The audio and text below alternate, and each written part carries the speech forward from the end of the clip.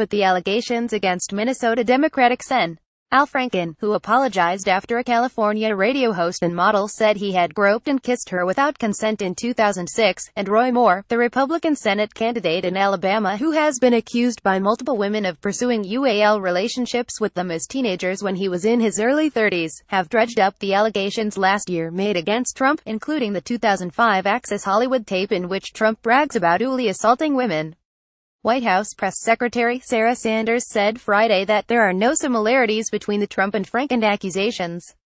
Her reason: Trump never admitted wrongdoing and Franken did. This was covered pretty extensively during the campaign. We addressed it then, Sanders said.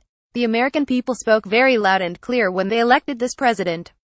Asked directly about how there could be a difference, Sanders said, Senator Franken has admitted wrongdoing and the president hasn't.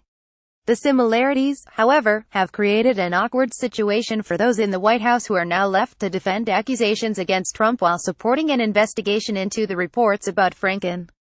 Mark Short, Trump's top legislative aide, told CNN on Friday that Trump was saying there was a level of hypocrisy involving Franken given that the senator had condemned Moore and others. Short went on to defend Trump's comments in the Access Hollywood tape, where Trump bragged about grabbing women. When you're a star, they let you do it, Trump says on the recording, which was published during the 2016 election campaign. You can do anything. Regarding those comments, Short told CNN he was apologetic about that. He apologized to his wife and family and the American people about what he considered locker room behavior. He is not trying to excuse it. At least 13 women have come forward to accuse Trump of uall impropriety, allegations that range from uall harassment and misconduct to uall assault, including unwanted kissing and groping. All of the alleged incidents took place prior to his assuming the presidency.